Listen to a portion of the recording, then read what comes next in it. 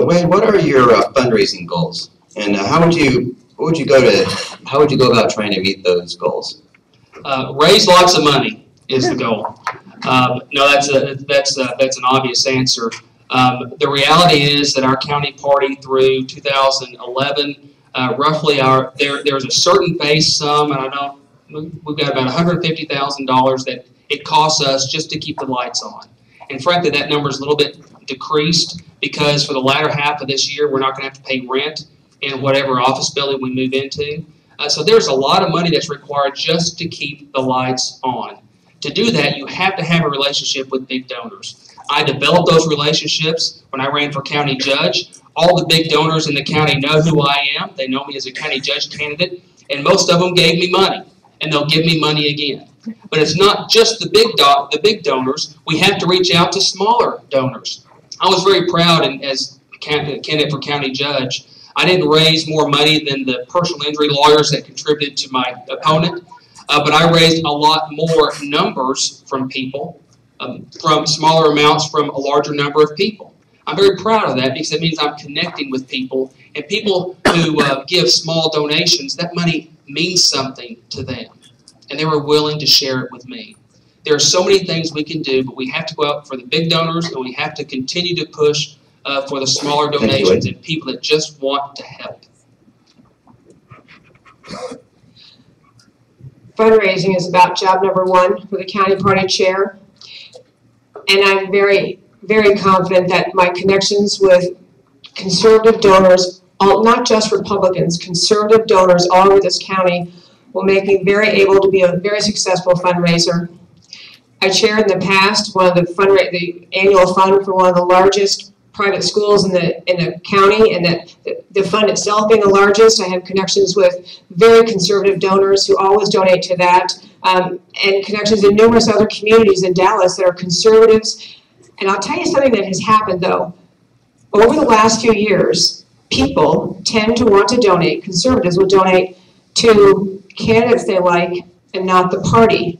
The NRCC donations are down, the Senate Republican National Committee is down, the Dallas County donations are down.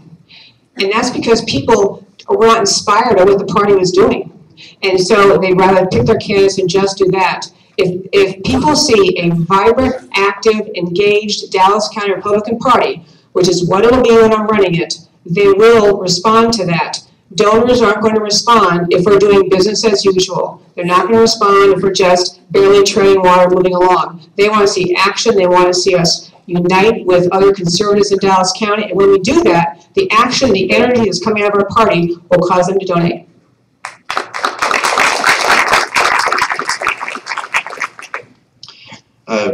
Debbie, what would you do with all the money that you raised? How would you spend it? Oh, do I have plans? You know, one thing I will say is part of the Dallas County Republican Party's headquarters is always right up here in North Dallas. And we've had the lease is going to expire in the end of July. We've known this for months. We've been looking at different locations. I would rather have a small location up here in North Dallas County and a location in Southwest Dallas County, and actually, if we could have a third location somewhere way out, like in Capel, Irving type area, because we need a presence in those communities. We don't need huge office space. We need a presence. We need our name out front, Dallas County Republican Party. We need activity out of those because that's the way people will feel our presence in their community.